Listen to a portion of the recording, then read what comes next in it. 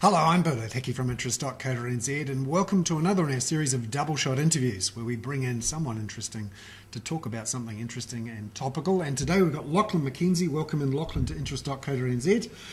Lachlan is the former head of the dairy section of Federated Farmers and is a dairy farmer in the Rotorua region, and he's here today to talk about trading among farmers, the proposal due to be voted on this Saturday by Fonterra's farmers, cooperative members. A proposal which you're not too keen on, Lachlan. What's your opposition to it? Well, basically we believe in a cooperative.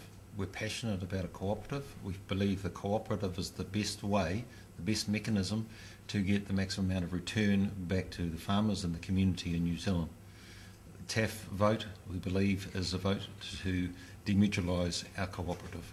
So it becomes then a farmer-owned company. It loses the benefits of a strong cooperative.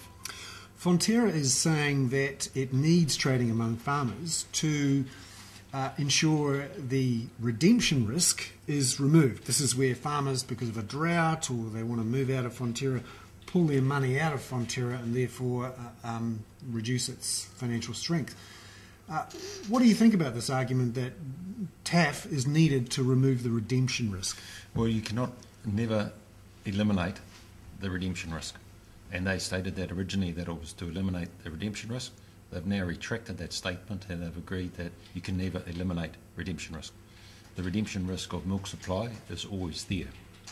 And so the TAF is about permanentising the capital, but in that process they're effectively allowing 25% or up to 25% of the equity to be owned by outside investors. And so therefore up to 25% of our profits can then go to outside investors, which inevitably we will be offshore. But a lot of farmers want to free up that capital they've got inside Fonterra. Why not have this proposal which would allow them to sell their economic interests in their shares to other farmers? It's not selling it to other farmers, it's just selling it to outside investors. But this is basically there's no other cooperative in the world that is encouraging for their suppliers of their cooperative to sell their equity to outside investors. So we lose the focus from being a cooperative, which maximises the return back to the producers, and that is milk price, to a focus on investment and maximising the return to outside investors. So Fonterra actually doesn't get any capital from this. The capital is to the farmers. They are the ones that are selling their equity, and those farmers then are forgiving their dividend profits, returns that they're getting to outside investors. Surely if you don't have a trading among farmers proposal like this, Fonterra will need to put aside extra capital to make sure it can handle any sort of redemption outflow. And that would reduce the returns to Fonterra shareholders, wouldn't it? If more capital has to be held. That's assuming that you're getting a very good return on your investments. If that's not the case, well then the opposite effect has it. But basically what we're doing is we're selling 20 to 25% of the entire of our company, the equity of our company, just to have a stronger balance sheet. Our debt level has significantly reduced. Since 2007, they have had a retention program which has reduced debt considerably. We've now changed the share standard where we can have dry shares, so that gives us flexibility. We can introduce many other tools under a cooperative structure, still hold that cooperative principle and that maximising return back to New Zealand, and that spreads throughout the New Zealand economy, and not lose the benefits of that. Surely, though, Fonterra farmers have already voted for the Trading Among Farmers proposal. Why the change in approach now, do you think? I believe they were sold a concept, and the original concept was that it was going to be owned by farmers, and that was what was sold to us. And then when the detail comes, there is now a change. The custodian, or the so-called lot box, actually owns those shares. And when the professors from around the world that we've had information from clearly states to us, and the select committee, when they asked for a report from James Morrison, it clearly states that on the 25th of June, the cooperative, if it's a successful vote, the cooperative ceased to exist and it becomes a farmer-owned company. So those benefits from being in a cooperative cease. What about the argument that it's very expensive to become a Fonterra farmer these days because the shares are so expensive, and this would allow a lot of young farmers to get into the business if there was less capital needed to become a I think a farmer? The actual opposite of that scenario will happen. The prices will be set by outside investors, will have significantly deep pockets, and if the price, we believe the price will go up significantly. That will make it even more difficult for the next generation of people to come in. The whole purpose of a cooperative is that you leave a strong, vibrant company or cooperative for the next generation. This is about putting our cooperative and the past generations that have put equity into our cooperative into the hands of the current owners so they can flog it off.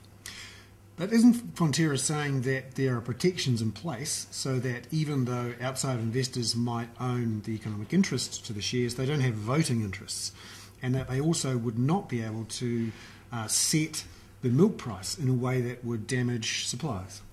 The international experience is that farmers will sell their shares, their economic rights in their company, and the future generations of farmers will not have the benefits of that. And you can look at Kerry in Ireland, where within a generation of people, they have gone from seeing outside investment as a benefit to now being the lowest paid farmers in the country in Ireland. And so we have a very high milk price relative to everybody else in the world. We will lose that benefit, which then flows through the whole economy. What about the argument too that New Zealand investors who aren't dairy farmers would love to be able to invest in Fonterra, and this is one way for them to do it? Aren't you in a way locking outside investors, New Zealanders, mums and dads, out of investing in the dairy industry by blocking this proposal? Well, there's been many ways of investing in the dairy industry, and there's been a company very recently that set up an IP to invest capital into dairy farms. Now that one failed. But there are many ways of people investing into the dairy industry via equity partnerships and various other mechanisms of investing in that. We've got to make sure that we don't throw the baby out with the bathwater when we demutualise the company. Demutualisation is what's going to be the death nail of the benefit of the integrated industry that we have, the great industry we have, the dairy industry in New Zealand. But surely, though, if this deal goes through and it's proposed, those people who are confident about the cooperative and want it to remain cooperative should surely just hold on to their shares. And that means you wouldn't lose control of the company. The experience around the world and all the farmers that I've spoken to, they've all got a price that they will sell at. Some will sell at $5.60, some will sell at $10, and some will sell at $12.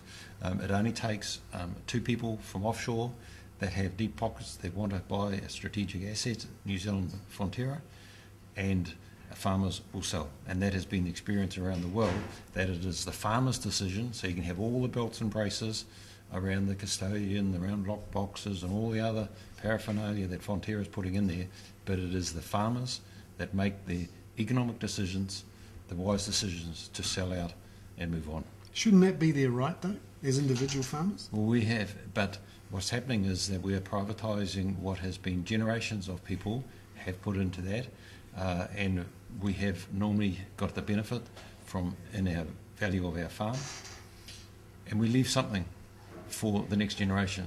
This reminds me of the Chinese proverb that one generation stands on the shoulders of the previous generation, and this generation is trying to break that chain. So this generation wants to take everything out and leave nothing for future generations.